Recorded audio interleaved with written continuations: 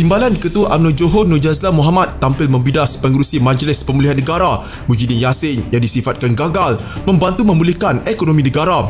Katanya dia tidak nampak sebarang kejayaan di bawah atau kerja-kerja yang Muhyiddin mampu membantu Perdana Menteri Ismail Sabri Yaakob memulihkan ekonomi. Sebab kita tengok selepas setahun dia jadi pengerusi MPN, ekonomi negara bukannya makin pulih tapi jadi semakin teruk. Saya tak nampak apa-apa kejayaan yang dibawa atau kerja-kerja dia mampu bantu Perdana Menteri pulihkan ekonomi.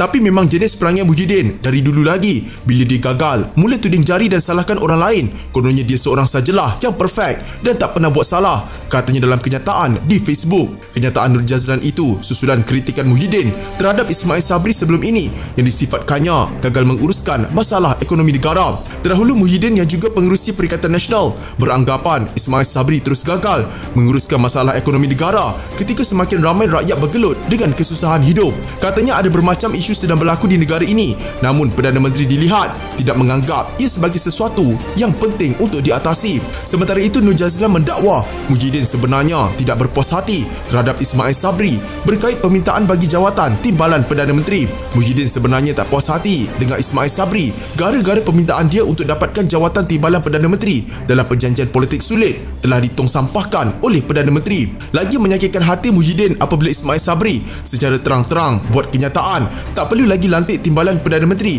sebab sudah ada 4 menteri kanan yang 2-nya dipegang oleh wakil bersatu.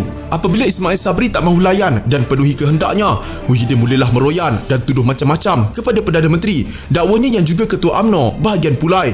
Sementara itu, Ahli Majlis Kerja Tertinggi UMNO Abdul Rahman Dahlan pula tampil menjelar kenyataan Muhyiddin yang sebelum ini mengisytiharkan Barisan Nasional merupakan musuh utama Perikatan Nasional pada PRU15 akan datang.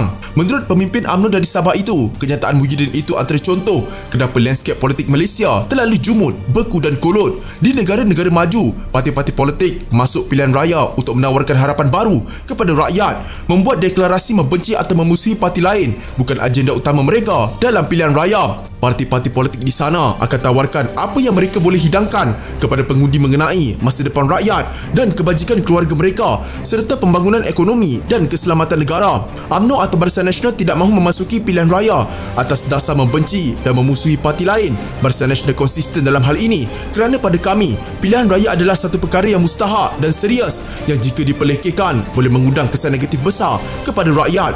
Pilihan raya adalah perkara yang tidak boleh diremehkan. Itu yang berlaku pada 2018. Ingat, ini masa depan rakyat dan negara, katanya dalam hantaran di Instagram 23 September lalu.